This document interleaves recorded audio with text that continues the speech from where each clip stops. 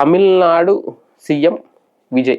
ఇప్పుడు విజయ్ ఆంధ్రప్రదేశ్లో మాజీ సీఎం జగన్, వీళ్ళిద్దరిని కంపేర్ చేస్తున్నారు ప్రజలు. ఎందుకంటే ఇప్పుడు ఆయన పాలనా విధానం ఇప్పుడు చూస్తున్న వాళ్ళు 2019లో జగన్ అధికారంలోకి రాగానే ఆయన పరిపాలన విధానం చూసినప్పుడు ఆయన ఎంత సీరియస్గా, ఎంత అగ్రెసివ్గా నవరత్నాల మీద ఫోకస్ పెట్టి అధికారంలోకి రాగానే టకా టకా మనం ఒక్కొక్కటి అమలు చేసేశారు. విజయ్ కూడా అదే పంద, అంటే జగన్ ఫాలోవర్ విజయ్, లేదంటే జగన్ అభిమాని విజయ్.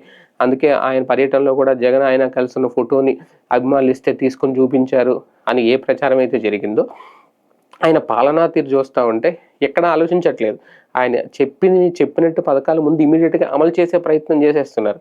ఒక రుణమాఫీ విషయంలో వచ్చి కొద్ది నెలలు గడవక ముందే ఇప్పుడు ఆంధ్రప్రదేశ్లో చూసుకుంటే 2 ఏళ్ళైనా ఇంకా వాళ్ళు ఇచ్చిన సూపర్ 6 హామీలు చాలా పెండింగ్లోనే ఉన్నాయి. 2-3 మాత్రమే అమలు చేశారు వాస్తవాన్ని చూసుకుంటే.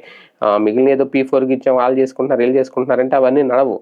చెప్పినట్టు అమలు చేస్తేనే ఆ పథకం అమలైనట్టు. అంతే, అది జగన్ అయినా, చంద్రబాబు అయినా, ఇంకొకళ్ళు ఎవరైనా సరే. కానీ విజయ్ తీరు చూస్తుంటే నవరత్నాల విషయంలో జగన్ ఎలా అయితే అమలు చేశారో, ఆయన ఇమీడియట్గా రాగానే అమ్మఒడని ఇంకోటి ఎలాగైతే అమలు చేశారు, ఇప్పుడు ఆయన కూడా అక్కడ పేద ప్రజలకు ఇచ్చిన హామీలు ఒక్కొక్కటి అమలు చేసుకుంటూ వెళ్తున్నారు. రుణమాఫీ విషయంలో కానీ, విద్యార్థులకు సంబంధించి కానీ, లేదంటే నిరుద్యోగులకు సంబంధించి కానీ, లేదంటే మహిళలకు ఇస్తానన్న పథకాల విషయంలో కానీ, ఇవన్నీ కూడా ఇమీడియట్గా ఆయన అమల్లోకి చేసుకొచ్చేస్తున్నారు. అంటే ఇక్కడ ఇదే చర్చ ఎందుకు నడుస్తుంది అంటే, ఓకే రేపొద్దున్న జగన్మోహన్ రెడ్డి లాగే మళ్ళీ ఆయన కంటిన్యూ అవుతారా, ఓడిపోతారా అనేది అక్కడ తమిళనాడు రాజకీయాలు, తమిళనాడు ప్రజలు, అక్కడ తరతరకాలుగా వస్తున్న రాజకీయ చరిత్రల మీద డిపెండ్ అయి ఉంటుంది. కాకపోతే ఇక్కడికక్కడికి తేడా ఏంటంటే, ఇక్కడ కొత్త రాష్ట్రం, కొత్త రాజధాని. 2014 అదే ఆలోచించారు జనం. 2019, 24 వరకు మొత్తం రాజధాని మూలబడిపోయిందని ప్రచారం చేయడం, మళ్ళీ ఇప్పుడు రాజధాని అవసరం వచ్చిందని ఇది ఉంది. అక్కడ ఎలాంటి లొల్లేం లేదు, అక్కడ ప్రశాంతంగా పాలన చేసుకుంటున్నారు. పైగా ఎప్పటి నుంచో ద్రవిడ పార్టీల పాలన చూసి ఒక థర్డ్ ఆల్టర్నేటివ్ వస్తే బాగుంది అనుకున్న టైంలో ఈయన వచ్చాడు.